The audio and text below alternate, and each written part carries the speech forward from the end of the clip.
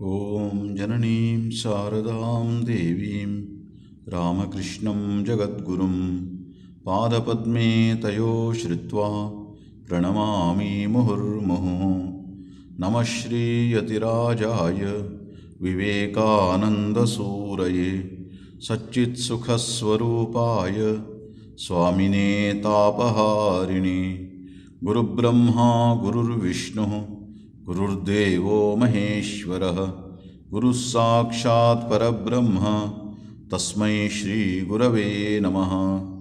नारदीया कलौ भक्तिः मोक्षोपायो ह्यनुत्तमम् इत्थं येनोपदिष्टं तं रामकृष्णं नमाम्यहम्।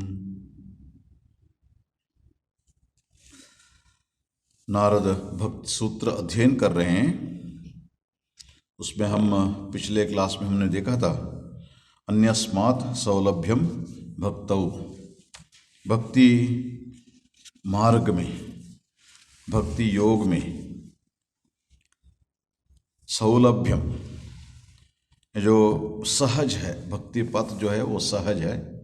सिर्फ वही नहीं, अलग अलग तरीका है इसमें। सभी साधकों को उनको सूट करने के लिए अलग अलग व्यक्ति को, अलग अलग साधकों को अलग अलग मार्ग है। इसके उन्होंने नारद जी बताते हैं अन्यस्मात् सौलभ्यम, यो भक्ति में जो है ये। और उसमें हमने ये भी बताया था कैसे भक्ति मार्ग जो है सुलभ है। सुलभ इसलिए है कि एक सहज से भक्ति मिलती है, मतलब प्रेम जो है हर एक के अंदर है, भावना, प्रेम की भावना, उसको भगवान के ओर ले जाना, वो ये हो गया।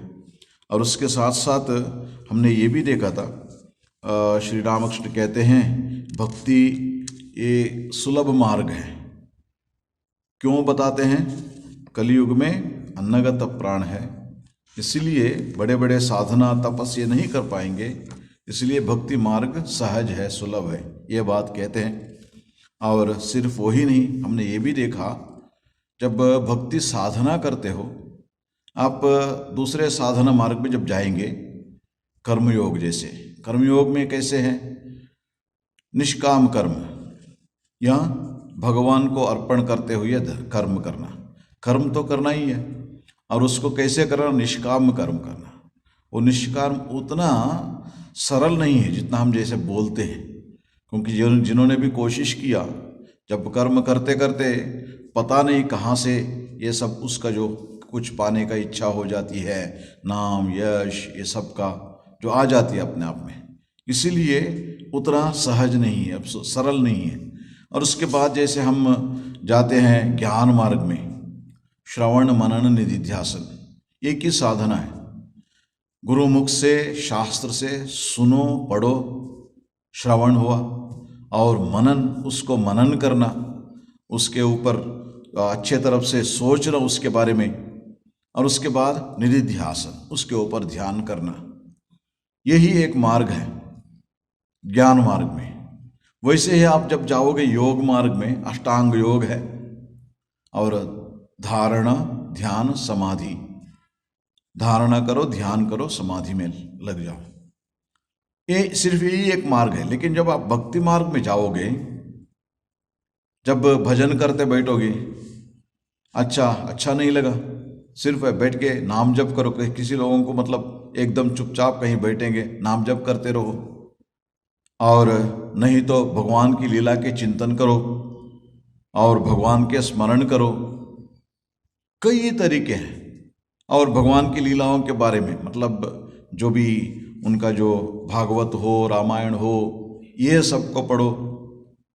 और ये नहीं हुआ मत कथालाप, भगवान के बारे में बातचीत करो, किसी से भक्तों के पास बैठ के उनके बारे में, है ना, ये सब बहुत सारे तरीका है। इसलिए कहते हैं अन्यस्मात् सौलभ्यम भक्तौ, भक्ति मार्ग में ये सब विशेषता है। साधना में अलग अलग तरीका भी है। मुख्य रूप से हमें क्या होना चाहिए? भगवान के प्रति प्रेम, भगवान के प्रति प्रेम। और उसके बाद हम जो आज हम देखने वाले हैं सूत्र नंबर 59, प्रमाणांतरस्य अनपेक्षत्वात् स्वयं प्रमाणत्वात्। जो भक्ति सुलभ से लभ्य है, उसका कारण ये भी है प्रमाणांतरस्य अनपेक्षत्वात् स्वयं प्रमाणत्वात्। प्रमाण, उसको देखिए, जो भक्ति जो है, हम जब देखते हैं साधना में अलग अलग मार्ग में अलग अलग तरीके का प्रमाण होता है। भक्ति स्वयं प्रमाण है। इसका अर्थ क्या है? भक्ति के अन्य प्रमाणों की और आवश्यकता नहीं है, क्योंकि भक्ति स्वयं ही प्रमाण स्वरूप है। ये प्रमाण क्या है? देखिए, हमें ये ठीक से समझना होगा। नारद जी एक भक्ति शास्त्र के बारे में बता रहे हैं। अब जब बताएंगे, उसका हर एक पहलू के ओर में बताना पड़ेगा। अब इसमें और एक मुख्य रूप से साधना के रूप में जो है बात है, उसको कह रहे हैं प्रमाण। ये प्रमाण क्या है? आप जब शास्त्र पढ़ेंगे, शास्त्र में कोई एक चीज का प्रमाण, जैसे हम कोर्ट में जाते हैं, कोर्ट में जाने के बाद वहां पर कोई एक केस को सिद्ध करने के लिए प्रमाण क्या है आपके पास, साक्षी क्या है ना, इसके बारे में पूछते हैं। वैसे ही कई कई भक्त पूछ सकते हैं कोई, ये प्रमाण क्या है, ये इसका विशेषता क्या है? प्रमाणांतरस्य अनपेक्षत्वात् स्वयं प्रमाणत्वात्। शास्त्र में प्रमाण के बारे में 3 तरीके के मुख्य रूप से बताते हैं। वो क्या है? प्रत्यक्ष, अनुमान, आगमाः प्रमाणानि। प्रत्यक्ष, अनुमान, आगमाः। प्रत्यक्ष प्रमाण, जो हम देख रहे हैं, अपने आंखों से देख रहे हैं, वो एक प्रमाण है। और उसके बाद और एक प्रमाण है अनुमान। अनुमान कैसा है? कहीं धुआं उठ रहा है, धुआं उठ रहा है, इसका मतलब क्या हुआ? वहां आग होगा। आग होने से when there is a fire then you will get smoke। ये अनुमान। जब हम स्मोक देखते हैं, अनुमान लगा सकते हैं वहां फायर है। फायर नहीं रहने से स्मोक नहीं आएगा। ये इसको अनुमान कहते हैं। मतलब कोई एक चीज को देख के ये अनुमान लगा सकते हैं वहां पर ये हो रहा है, अनुमान। और उसके बाद आगमाः, शास्त्र वाक्य और गुरु वाक्य, ये भी एक प्रमाण है। जब शास्त्र में बताते हैं, जैसे वेद, उपनिषद और उसके बाद पुराण, ये सब में बहुत सारी चीजें हमें बताते हैं, वो एक प्रमाण है। प्रमाण क्यों है? किसी न किसी का एक अनुभव है, इसलिए उसको प्रमाण कहते हैं। उसको आप्त वाक्य भी कहते हैं, गुरु वाक्य भी कहते हैं। गुरु, जिसको हमने गुरु माना, गुरु जो बोलते हैं हम उसको सत्य मानते हैं। इसको आगमाः, आगम, प्रत्यक्ष, अनुमान, आगमाः, ये 3 तरीके का प्रमाण होते हैं। इससे अपने शास्त्र को सिद्ध करते हैं। अब देखिए, यहां भक्ति में क्या है? प्रमाणांतरस्य अनपेक्षत्वात् स्वयं प्रमाणत्वात्। स्वयं प्रमाण मतलब प्रत्यक्ष। प्रत्यक्ष, मेरा अनुभव ही ये प्रमाण है। इसके लिए और दूसरे को ये प्रमाण का जरूरत नहीं है। जैसे अनुमान लगाने का कोई जरूरत भी नहीं है और कोई शास्त्र पढ़ने का भी जरूरत नहीं है। क्यों? क्योंकि जब भक्ति है, भक्ति क्या है? प्रेम है, भगवान के प्रति प्रेम। जब प्रेम अनुभव हुआ, प्रेम का उदय हुआ हृदय में, उसके लिए दूसरे किसी हमें आके बताना पड़ता है क्या? तुम्हें भक्ति हुआ है, तुम्हें प्रेम हुआ है। जैसे हमारे मतलब भूख लगा है, जब भूख लगा है, किसी को आके बताना पड़ता है क्या तुम्हें भूख लगा है, तुम भूखे हो? हमारा अनुभव है, उसके लिए और कोई प्रमाण का जरूरत नहीं है। मैं जानता हूं मैं भूखा हूं। वैसे ही प्रेम भक्ति जब होती है, तब साधक स्वयं इसको जानता है। इसको क्या कहते हैं? प्रत्यक्ष प्रमाण।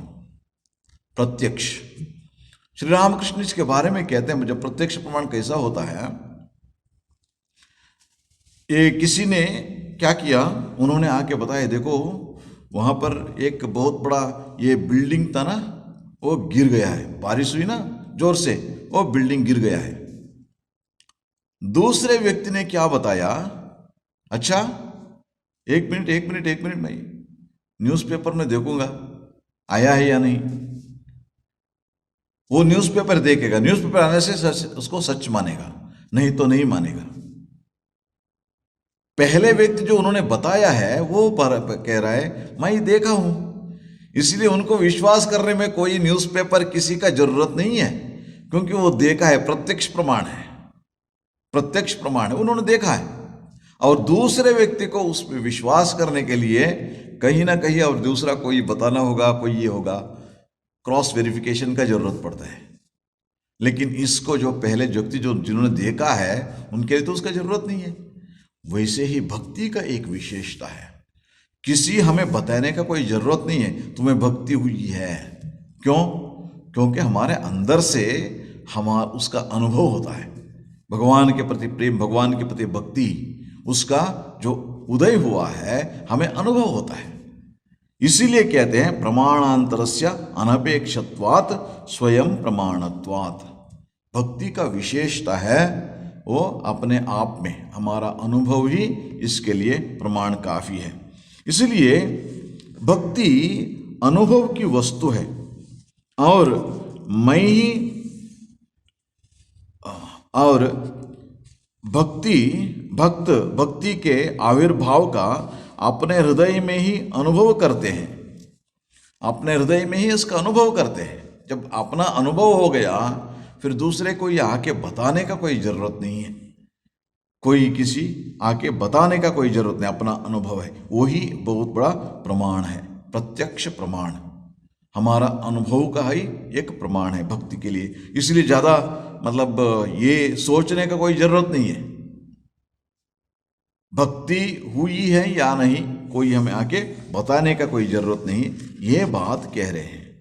और इस भक्ति के विशेष के बारे में प्रहलाद जो है, प्रहलाद उनके पिताजी कहते थे हिरण्यकशिपु तुम समझो मैं ईश्वर हूं, सभी मेरे को पूजा कीजिए। लेकिन प्रहलाद क्या करता था, ये असुर बालक, वो तो असुर था, असुर बालक उनके साथ बैठ के, वो भागवत में ये है, वो कहते हैं न ह्यच्युतम प्रीणयतो ब्रह्मायासो असुरात्मजाः आत्मवत् आत्मत्वात् सर्वभूतानां सिद्धत्वादिह सर्वतः। ये असुर बालक एक बात समझो, ये जो अच्युत, अच्युत मतलब श्रीहरि, उनका जो प्रेम जो है, उनका भक्ति जो है, उसके लिए ज्यादा प्रयास करने का जरूरत नहीं है, ज्यादा प्रयास करने का जरूरत नहीं है। क्यों? आत्मत्वात्, वो कहां पर है? अपने अंदर ही बैठा है। जब कोई बाहर कोई चीज है उसको पाने के लिए बहुत प्रयास करना पड़ता है, उसके लिए बहुत प्रयत्न करना पड़ता है, लेकिन ये भगवान कहां पर है? अपने अंदर। हम तो शास्त्र में पढ़ते हैं, बड़े बड़े ज्ञानी लोग ये सब बताते हैं, क्या बताते हैं? हमारे अंदर ही बैठा है और कहीं बाहर नहीं, हमारे अंदर ही बैठा है वो परमात्मा। जब प्रहलाद भी ये बात कहते हैं असुर वालों को, आत्मत्वात्, हमारे आत्मा ही वो है, हमें कोई बहुत नजदीक कोई हो, वो परमात्मा ही है, हमारे आत्मा है। और सर्वभूतानाम आत्मत्वात् सर्वभूतानाम, सभी का आत्मा है। और मेरे को भगवान के भक्ति करना, भक्ति हुआ है, इसके लिए और कोई किसी बताने का जरूरत नहीं है, ये मेरा अनुभव ही होता है, क्योंकि सबसे नजदीक वो परमात्मा है। सिद्धत्वादिह सर्वतः सर्वभूतानां सिद्धत्वात्। इसीलिए ये कहते हैं जो जब ये अपना अनुभव जो है उससे बड़ा प्रमाण और कोई नहीं होता है। जब आध्यात्मिक विषय में जब होता है ना, सबसे बड़ा प्रमाण क्या है? अपना अनुभव। जब ये अनुभव नहीं होता तब तक हमें ये शास्त्र के, गुरुवाक्यों के, सब का ये प्रमाण का जरूरत पड़ता है, उनमें विश्वास करना पड़ता है, कहीं ना कहीं हमें विश्वास करना पड़ता है, कहीं ना कहीं विश्वास करना पड़ता है ना, नहीं तो ये आध्यात्मिक जीवन नहीं चलेगा, सब समय अनुभव नहीं होता है। लेकिन भक्ति जब उदय होता है, इसका विशेषता क्या है? दूसरे मार्ग में आप जाओ, उसमें जब आपको आखिरकार अनुभव जब होता है तब तक आपको कोई अनुभव नहीं होता है। लेकिन भक्ति क्या है? भक्ति भगवान के प्रति प्रेम। जब हम बैठ के ध्यान करते हैं, ध्यान हो रहा है या नहीं कैसे पता चलता है? मन भगवान की ओर जाता है, भगवान के प्रेम में मग्न होता है मन, अपने आप का अनुभव है। ये भक्ति का एक विशेषता है।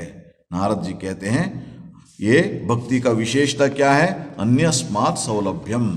जब आप दूसरे जो योग है उसको तुलना करेंगे उससे भक्ति सुलभ है।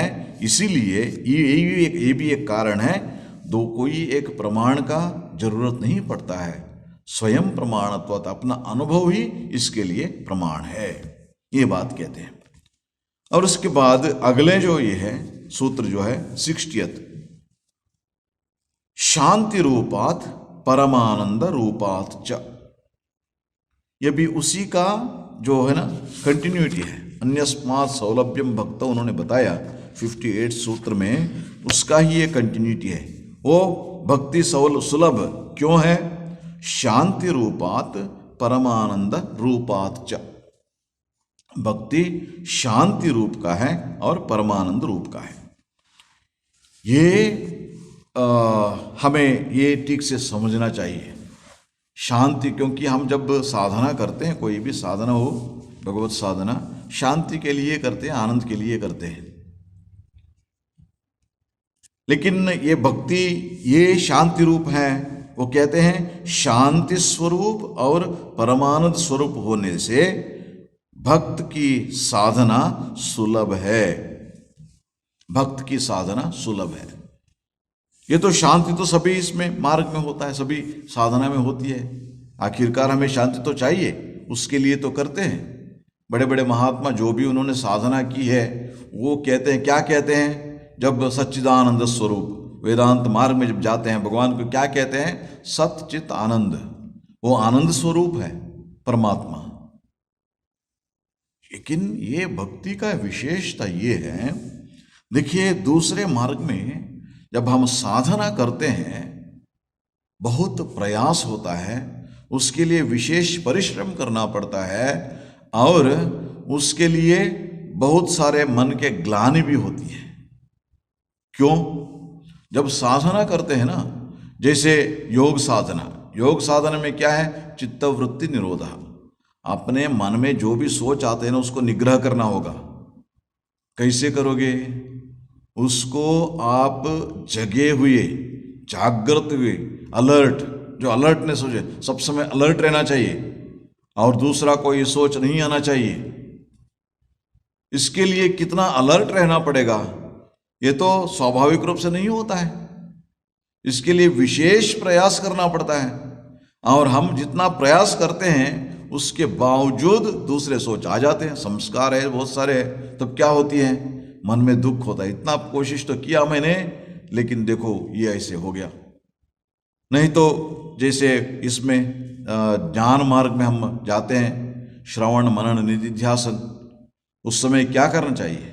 दूसरे कोई सोच नहीं है, वहाँ पर क्या करना चाहिए? ये विचार करना चाहिए। विचार क्या है? ब्रह्म सत्यम जगन मिथ्या। ये जो हम देख रहे हैं आंखों से, इस दुनिया को नकारना पड़ेगा, क्योंकि ये बदलती दुनिया है।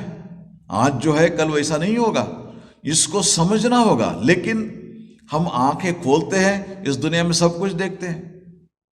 जो भी हो, अपने परिवार हो, जो भी हो, इस दुनिया हो, इतना सुंदर है, सूर्योदय सूर्यास्त ये सब देखते हैं।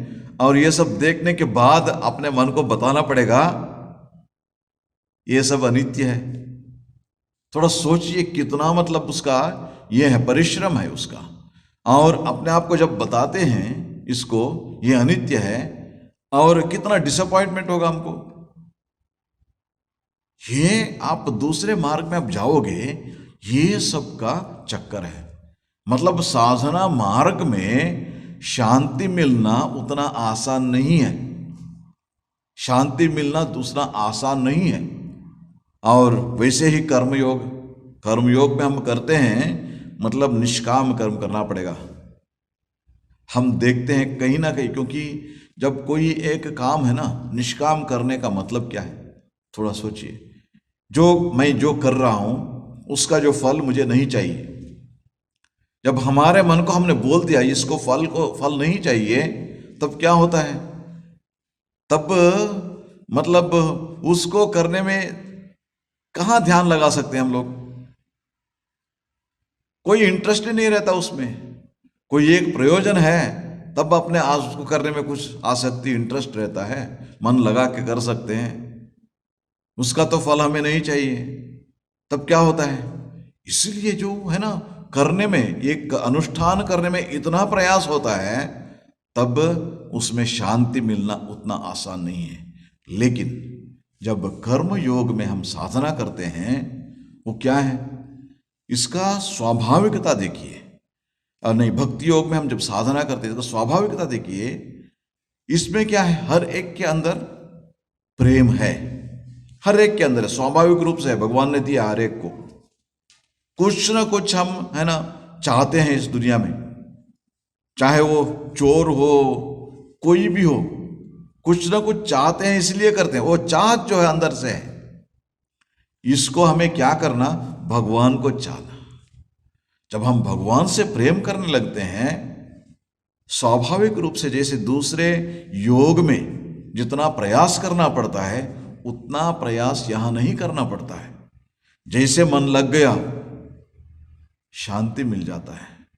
जिसे हम जानते हैं, जितना भी हो, मतलब सारे दिन का जो काम के चक्कर में पड़ के और थोड़ी देर आके भगवान के सामने बैठे हैं या यहाँ मंदिर में आके बैठे हैं, शांति मिल जाती है।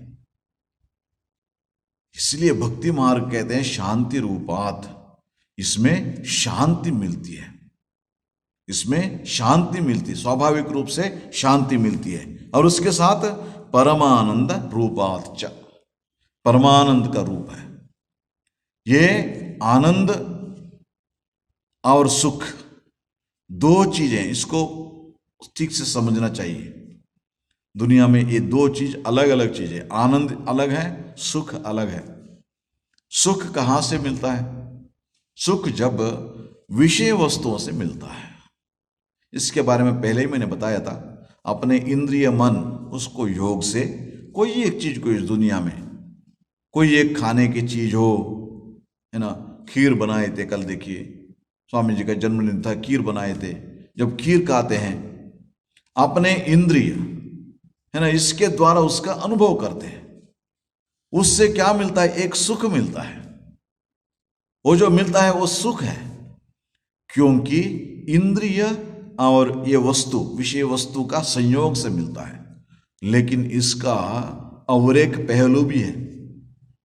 जो सुख है उसका और एक जो पहलू है ना, वो दुख है। स्वाभाविक रूप से जहां पर सुख है, बाद में वो सुख आएगा। सुखस्य अनंतरम दुखम, दुखस्य अनंतरम सुखम। ये कैसे होता है? कोई एक हमारे बहुत अच्छे फ्रेंड, मतलब स्कूल में, जब प्राइमरी स्कूल में पढ़ रहे थे, हमारे बहुत अच्छे फ्रेंड थे, वो आ गए, समझो कितना आनंद होता है मिलन में। मतलब बहुत दिन से मिले हैं, वो कितना आनंद होता है। और उतना ही आनंद बिछड़ने के समय होता है। जब वो चले जाते हैं ना, तब दुख होता है। जब आते हैं आनंद मिलता है, जब जाते हैं दुख होता है। इसमें ये इसका ना सुख और दुख, इसको सुख कहते हैं। और उसका और एक ये कौन सा है? दुख है। और इसका विशेषता क्या है आपको पता है? Just like a coin, coin में दो पहलू है ना, और ये हेड और टेल। आप हेड ले लो, टेल आ जाएगा, उसको फिर ये लेने का कोई जरूरत नहीं है, अपने आप आ जाएगा। वैसे ही सुख के पीछे भागो, दुख अपने आप से आएगा। ये सुख और दुख का चक्कर है। लेकिन आनंद का विशेषता क्या है? कोई ये इंद्रिय का अनुभव नहीं है, इंद्रियातीत अनुभव है। जब भगवान के चरण कमलों में अपने मन को हम रखते हैं, भक्ति से उनके प्रार्थना करते मन ही मन, कोई इंद्रिय से जुड़ा हुआ नहीं है, कोई इंद्रिय से जुड़ा हुआ नहीं है। वहां जो आनंद मिलता है उसका और एक पहलू नहीं है। इंद्रियातीत अनुभव जो है उसके लिए मत सुख से जैसे दुख है वैसे आनंद का और एक पहलू नहीं है। सब समय आनंद आनंद ही है, और उसमें भी परमानंद रूप। परमानंद रूप का विशेषता क्या है? भगवान से हमारा जो हृदय का संयोग होता है, हम अपने हृदय को, अपने अंदर का प्रेम को जब भगवान के चरण कमल में देते हैं, उससे परमानंद मिलता है। ये हम भक्तों के जीवन में हम देख सकते हैं, बड़े बड़े भक्तों के जीवन में हम देख सकते हैं। आप कभी ये शबरी का जो वृत्तांत आप सुने होंगे, राम जी आएंगे उसके लिए प्रतीक्षा कर रही है। जब शबरी प्रतीक्षा करती है, आप उसका जो विवरण आप देखिए, वहां पर यह नहीं कि अशांत हो जाती है, वहां पर यह नहीं है कि वो दुखी है, वो सब समय वो आएंगे, इसी विषय से आनंद मिलती है। गुरु तो बताए हैं श्री राम जी आएंगे, श्री राम जी आएंगे, गुरु वाक्य में विश्वास है, इसलिए कब भी आ सकते हैं राम जी, इसीलिए सब समय तैयार है, सब समय तैयार है।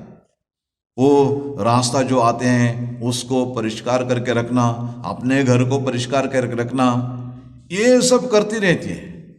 राम जी कब आएंगे पता नहीं। अब क्या होता है, हमें कोई एक है ना, कोई आने वाले हैं, उनके प्रतीक्षा में है, अरे अभी क्यों नहीं आए, क्यों ये हो रहा है, ऐसे हमने सोचा। लेकिन इसमें जब भगवान के लिए प्रतीक्षा कर रही है, भक्ति से कर रही है शबरी, और उसमें देखिए ये मन में कोई अशांति नहीं है और मन में कोई दुख भी नहीं है। जब भी आ सकते हैं, at any moment he can come here. उसकी प्रतीक्षा में इतना उत्साह से, उतना वृद्ध वयस में भी, जो कि वृद्धा हो गई थी, उम्र बहुत हो गई थी उनका, फिर भी उस उम्र में भी इतना उत्साह से सब कुछ करती थी शबरी। क्यों? क्योंकि मन उत्साह से भरा है, हताश से नहीं है, हताशा नहीं है, अंदर उत्साह है। यह भक्ति का विशेषता है। ये भगवान के जब भक्ति होता है ना भगवान के प्रति, तब क्या होता है, एक शांति हो गया और एक परमानंद, आनंद मिलता है। ये बात कहते हैं। फिर देखिए, हम जब शास्त्र पढ़ते हैं, पढ़ते हुए हमें मतलब ये कहते हैं, ये शांति, ये परमानंद, ये सब कहाँ है? अपने अंदर ही है, क्योंकि परमात्मा तो अपने अंदर ही है। फिर हमें ये प्रश्न उठता है मन में, फिर हमें उसका अनुभव सब समय क्यों नहीं होता है? सब समय ये अनुभव क्यों नहीं होता है ना? क्यों हमें भक्ति मार्ग को अपनाना चाहिए? क्यों? इसका विशेषता क्या है? देखिए, इसका विशेषता ये है, हमारे जो बनावट जो है, हमारे भगवान ने जैसे सृष्टि किया, उसमें क्या होता है, देखिए, अपने अंदर जो भी है, अपने पास जो भी है, उसका वैल्यू हम नहीं समझते, हम नहीं समझते हैं। दूसरे किसी के पास कोई एक चीज है, हमें समझते वो बहुत बड़ी चीज है, उसको पाने के लिए हम सब समय लगे रहते हैं, मन लगा रहता है। मन की स्वाभाविक ये है, क्योंकि उपनिषद में ये कहते हैं, परांचि खानी वेदृण स्वयं तस्मात् परांग पश्यति न आंतरात्मन। भगवान ने क्या किया, इस इंद्रियों को बाहर देखने का स्वभाव दिया है। जिन्होंने सृष्टि किया उसको बाहर देखने, जैसे आंखें से क्या हम अपने अंदर देखते हैं, जैसे ही खोलते हैं बाहर का दुनिया दिख पड़ती है। आवाज सुन रहे हैं आप सब, जो ये बाहर का आवाज है, अंदर का कौन सुनेंगे? क्या अंदर का सुनने की कोशिश करते हैं? बाहर का। हर एक इंद्रिय देखिए, स्पर्श अनुभव होता है। अभी तो देखिए ठंडा, बाहर जाते ही एकदम ठंडा हवा का अनुभव होता है। ये बाहर का जो है ना, सब कुछ अपने इंद्रिय जो है, इंद्रिय और मन के साथ साथ बाह्य वस्तुओं पर सब समय बिजी रहते हैं। क्यों? उसका स्वभाव ही ऐसा है। भगवान ने जब सृष्टि किया इंद्रियों को, उसको बाहर जाने का जो है ना वो स्वभाव दे दिया। परांचिक हानि विदृण स्वयंभु तस्मात् परांग पश्यति न अंतरात्मन। इसका मतलब ये हुआ, देखिए, इसका कहने का ये मतलब ये नहीं है कि अपने अंदर शांति नहीं है, लेकिन हमारा ध्यान उस ओर जाता ही नहीं। हमारे ध्यान उस ओर जाता ही नहीं। सब समय हम लगे रहे हैं बाहर का सुनने के लिए, बाहर के बातचीत करने के लिए, बाहर का चीज देखने के लिए।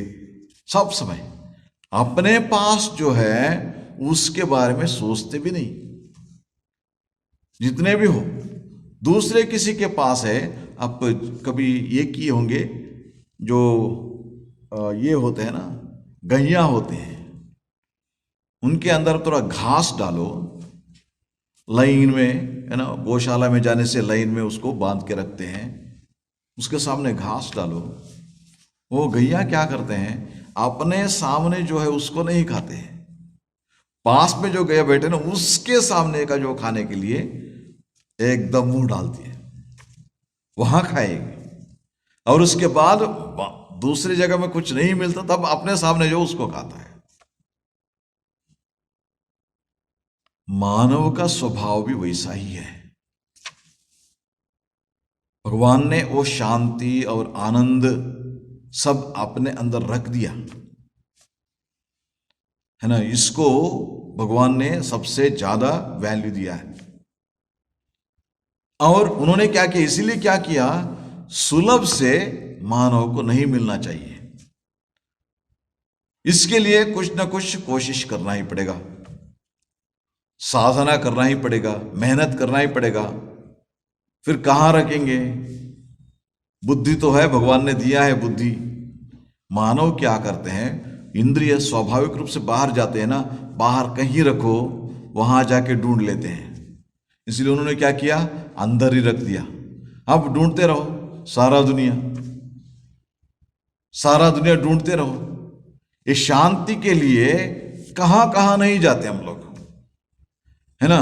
वो सारा दिन, है ना, अभी 15 दिन हो गया, छुट्टी नहीं मिला, अब क्या करेंगे, थोड़ा शांति से रहूंगा। शांति से कहाँ जाएंगे? जाते हैं कुल्लू मनाली और कहीं और जाके हम समझते हैं मतलब वहां शांति है। अब देखिए, सब समय सुख की बात जब आती है तब क्या समझते हैं हम, कुछ आइटम तैयार करके उसको खाएंगे। हम कभी ऐसे नहीं सोचते थोड़े समय बैठ के सब कुछ काम छोड़ के मस्त, है ना, ध्यान लगाएंगे। कितने लोग सोचते हैं इसके बारे में? सब समय हम इसको, सुख को बाहर ही ढूंढते हैं। ये मन का स्वभाव है। इसका मतलब अपने अंदर नहीं है, ये नहीं है, ये है, लेकिन हमारा नजर कहां पर है? बाहर है। बाहर, हर एक चीज को हम बाहर ढूंढते हैं। और आजकल और भी एक हमारा ना ये जुड़ गया। पहले लोगों के पास पैसा ज्यादा नहीं होता था, इसलिए कुछ मेहनत करते थे। आजकल ना पैसा हो गया है, बहुत सारे पैसे हो गए, इसलिए क्या करते हैं, पैसे से सब कुछ खरीद सकते हैं, है ना। जब वो एक, ठीक है, एक मेडिटेशन कोर्स बनाया, आओ वहां पूछते हैं कितना फीस लेते हैं। यदि वो फ्री हो गया, बहुत सारे लोग आ जाते हैं, एक दिन हो गया, दूसरे दिन हो गया, तीसरे दिन कोई नहीं। लेकिन उनको तुम्हारे पॉकेट से इतना पैसा देना होगा, दिया है। हम समझते हैं जब पैसा देते हैं ना उसका कुछ वैल्यू है, क्योंकि पैसे को हम ज्यादा वैल्यू देते हैं। देखिए, हमारा ये है ना चक्कर इसमें है। लेकिन सचमुच उन्होंने, परमात्मा ने क्या किया है, जिसको हम ढूंढ रहे हैं उसको अपने अंदर ही रखा है और कहीं नहीं है। अपने अंदर, अपना स्वभाव है, वो अपना स्वभाव है। हर एक का स्वभाव है, आनंद स्वरूप, सच्चिदानंद स्वरूप है। भगवान को किस नाम से पुराते हैं? सच्चित आनंद स्वरूप। आनंद है, हमारा स्वरूप है। लेकिन हम क्या करते हैं, बाहर ढूंढते हैं। अब देखिए, इसको जो बाहर हम ढूंढते हैं उसको हम धीरे धीरे क्या करना चाहिए, जब हम समझते हैं, वो उपनिषद में ये कहते हैं, परांचिखानी वेदृत स्वयंभू तस्मात् परांग पश्यति नान्तरात्मन कश्चित धीरः प्रत्यगात्मानम ऐक्षत। अब बाहर ढूंढ लिया, कई कई लोग सोचने लगते हैं मैंने तो सारा दुनिया ढूंढ लिया और जहां भी जाओ एक ही बात है, तो शांति तो नहीं मिलती, आनंद तो नहीं मिल रहा है, तब क्या करेंगे। ठाकुर जी बहुत सुंदर उदाहरण देते श्री रामकृष्ण। एक जहाज है ना, वो निकला था समुद्र के अंदर, उसका जो मास्ट है उसके ऊपर एक पक्षी बैठा था और आराम से बैठी है पक्षी, और जहाज अंदर चला गया समुद्र के अंदर। बहुत दूर जाने के बाद वो तब देखते हैं वहां पर कहीं जमीन नहीं दिख रहा है। तब ये पक्षी क्या करती हैं, वो जमीन को ढूंढते ढूंढते एक ओर चली गई, पूरब की ओर। बहुत दूर जाने के बाद भी कुछ नहीं दिख पड़ा, फिर आके वहां वापस आए, इस मास्ट में बैठने के बाद फिर पश्चिम की ओर, वहां से बहुत दूर जाके फिर वापस आए, और उत्तर के ओर कितना दूर जाओ पानी ही पानी, जमीन नहीं दिख पड़ रहा है, वापस फिर आती है, और वहां से फिर दक्षिण की ओर, वहां भी नहीं मिलता है। चारों ओर ढूंढने के बाद श्री रामकृष्ण कहते हैं वो पक्षी वो मास्ट में ऊपर बैठता, अच्छा यही शांति है, यहीं बैठो, जितना आप दूर जाओ कहीं भी नहीं मिला है, बैठने के लिए तो जगह है, यहीं तो शांति मिलता है, शांति से वहां बैठती है। वैसा ही हमारा हाल है। देखिए, जब तक मनुष्य को ये ढूंढना, मतलब हाँ शांति बाहर है, आनंद बाहर है, बाहर मिलेगा, ये स्वभाव रहेगा, ये सोच रहेगा, तब तक उसको बाहर ही ढूंढते रहते हैं। लेकिन ये ढूंढते ढूंढते कई लोगों को ये लगता है अरे इतना तो मैंने ढूंढ लिया, और कहीं भी जाओ ये तो बाहर तो नहीं मिल रहा है। तब क्या करना होगा, थोड़ा बैठ के सोचता है, अच्छा तो बाहर तो नहीं है, फिर क्या करेंगे, अंदर। तब अंदर देखने की कोशिश करते हैं, तब अंदर देखने की कोशिश करते हैं। तब क्या है, जैसे प्रहलाद ने बताया अपने ये जो साथियों को, असुर बाल, उन लोगों को, ये जो अच्युत का जो प्रीति जो है उसके लिए इतना प्रयास करने का जरूरत नहीं है। प्रयास कब करना पड़ता है, जब उसको बाहर ढूंढते हैं तब प्रयास करना पड़ता है ना। जो हो गया, ये तो वीकेंड आ गया, अच्छा जाएंगे कुल्लू जाएंगे, उसके लिए पहले प्लान करना होगा, फिर उसके बाद वहाँ प्लान करने के बाद वहाँ जाना होगा, जर्नी, और उसके बाद ये, और उसके बाद फिर वापस आएंगे, ये सब रहेगा। और उस बाद में ये पता चलेगा कि जो हम जिसके लिए गए थे वो तो नहीं हुआ, फिर और दूसरे जगह में जाएंगे। लेकिन इसके लिए क्या होता है, प्रयास होता है। जब हम बाहर ढूंढते हैं और उसको पाने के लिए कोशिश करते हैं, इतना प्रयास करना पड़ता है। लेकिन प्रहलाद कहते हैं आत्मवत् सर्वभूतानाम सिद्धत्वात्, वो जो अच्युत जो है, जो श्री हरि जो है, आत्मवत् सर्वभूतानाम, सर्वभूतानाम आत्मवत्, हर एक का आत्म स्वरूप है। जो राम दशरथ का बेटा, वो राम घट घट में लेटा, हम सभी एक घट है, हमारे अंदर वो लेटा है, वो जो राम, उनको ढूंढने के लिए कहाँ जाना चाहिए, कश्चित धीरा प्रत्यग आत्मानमेक्षत आवृत चक्षु। ये जो इतना दिन बाहर ढूंढ रहे थे उनको अंदर ढूंढना चाहिए। अब देखिए इसमें क्यों हमें पता नहीं चलता, क्योंकि दो कारण से। एक, अभी भी हमारा ये है, सुख जो है, आनंद जो है, वो बाहर है, उसको बाहर ढूंढना चाहिए। जब तक ये स्वभाव हमारा रहेगा, जब तक हमारा ये सोच रहेगा, तब तक अंदर ढूंढने में ये नहीं होता है, दिलचस्पी नहीं होता है, क्योंकि हमारा मन सुनता नहीं।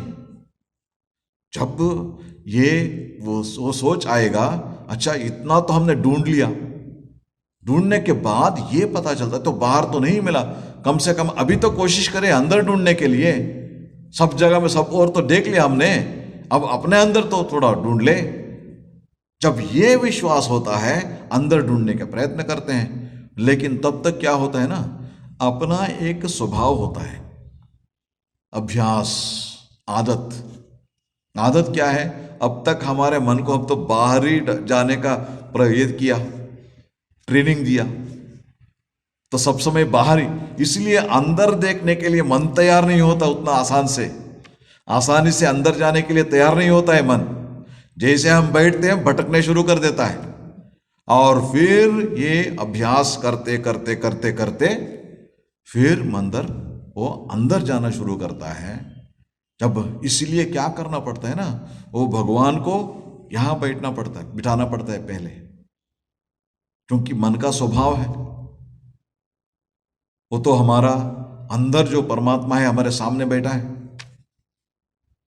पहले उनमें देखने का कोशिश करेंगे। और बाद में गुरु ये कहते हैं, वो जो वहां जो देख रहे हैं ना, तुम्हें भक्ति हो रही है ना, क्यों, किस कारण से, क्योंकि तुम्हारा जो अंदर का भगवान जो है, उनका प्रतिमूर्ति है जो बाहर है, तुम्हारे अंदर बैठा है। तब क्या करते हैं ना, तब अंदर देखने की कोशिश करते हैं, उसको भक्ति कहते हैं। ये जो ये है ना, तब परमात्मा को क्या कहते हैं, अब जहां भी देखिए, जितना भी भजन देखिए, अंतर्यामी, उनको कितने बार हम बोलते हैं भगवान को, और सभी जगह में है ना, उनको ढूंढते रहते हैं इधर उधर। और इसीलिए ये जो भक्तों का जो भजन जो है, वो जब हम ठीक ठीक से उसको हम पढ़ेंगे, समझने के लिए कोशिश करेंगे, तब क्या होता है, तब ये जो सचमुच जो है, वो शांति जो है, वो भगवान जो है अपने अंदर ही है, ये बात समझ में आता है पहले।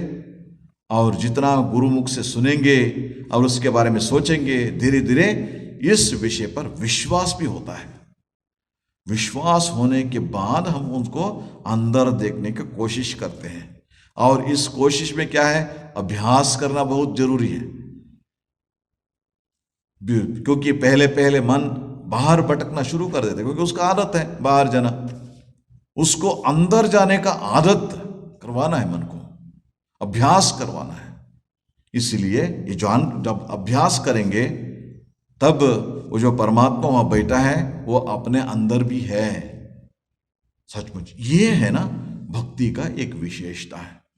इसीलिए नारद जी कहते हैं, तुम इधर उधर भागते हो शांति के लिए, आनंद के लिए, इसलिए तुम्हें प्रयास करना पड़ता है। असुर बालों को क्या कहते हैं वो प्रहलाद जी, न ह्यच्युतम प्रीणयतो ब्रह्मायासो असुरात्मज। ब्रह्मायास मतलब आयास, आयास जो है बहुत बड़ा प्रयास करना पड़ता है ना, वो करने का जरूरत नहीं है। जब अंदर मिल जाते हैं ना, तब और दूसरा कोई मतलब कहीं जाने का ये प्लान वो सब कुछ किसी का जरूरत नहीं पड़ता है। जब बैठेंगे, मन को हम अभ्यास कर देंगे अंदर जाने का, जब भी बैठते हैं वो शांति, वो आनंद अंदर ही मिलता है। इसलिए ये जो आध्यात्मिक साधना में ये एक बहुत ये है, और भक्ति की विशेषता ये है कि दूसरे मार्ग से तुलना करने से हम स्वाभाविक रूप से, क्योंकि प्रेम तो अपना स्वभाव है, स्वाभाविक रूप से जो प्रेम जो है अपना स्वभाव है, उसको परमात्मा के ओर चैनलाइज करना है, उसको भक्ति कहते हैं। सा तो अस्मिन परम प्रेम रूपा, उसको भक्ति कहते हैं। इसीलिए महाराज जी कहते हैं, जो भक्ति जो है है ना। ये कहाँ से शुरू किए थे हम? अन्यस्मात् सौलभ्यम भक्तौ। भक्ति मार्ग जो है, भक्ति योग जो है, दूसरे इसको हम तुलना करने से अपेक्षा ये जो है सुलभ है। सुलभ किस लिए है? एक प्रमाणांतर अनपेक्षत्वात्, उसके लिए अलग प्रमाण का जरूरत नहीं है, हमारा अनुभव ही उसका प्रमाण है, प्रत्यक्ष प्रमाण। और उसके बाद दूसरा, ये जो भक्ति मार्ग में शांति है ना, जब आप साधना करते हो तब भी आपको शांति मिलती है, आनंद मिलती है। साधना करने के वक्त भी आपको शांति और आनंद मिलती है। इसीलिए अन्यस्मात् सौलभ्यम भक्तौ, भक्ति मार्ग को अपना लो, भक्ति मार्ग में आगे बढ़ो। ये बात नारद जी कहते हैं। श्री रामकृष्ण की ये भी बात कहते हैं। कलयुग में जो तपस्या करने में उतना शक्ति नहीं है, जैसे पहले दो इसमें है ना, क्या करते थे, हम पढ़ते हैं पुराणों में, वो 1000 साल तपस्या की और उसके बाद पहले वैसे तो तपस्या शुरू किया उन्होंने, और उसके बाद खाना पीना छोड़ दिया, सिर्फ पानी, उसके बाद पानी भी छोड़ देते हैं। कितने हम देखते हैं, और एक पैर पर खड़े होकर तपस्या करते हैं। क्या अभी उतना करने का शक्ति है? मन का भी उतना शक्ति नहीं, शरीर का भी उतना शक्ति नहीं है। इसलिए क्या करेंगे, भक्ति योग जो है वो सबसे अच्छा है। श्री रामकृष्ण कहते हैं ये बात, और नारद जी भी हमें यही बात कहते हैं, इसके प्रयास करो। भगवान के प्रति अपना जो प्रेम जो है उनको प्रेम करना, भगवान उनको उनके प्रति प्रेम, क्योंकि स्वभाव है, हमारा स्वभाव है, प्रेम करना हमारा स्वभाव है, उसको भगवान के ओर हमें चैनलाइज करना। तब क्या होता है, सुलभ रूप से परमात्मा का जो दर्शन होता है वो शांति और आनंद हमें मिलता है। ओम शांति शांति शांति। हरि ओम तत्सत्। श्री राम कृष्णार्पणमस्तु।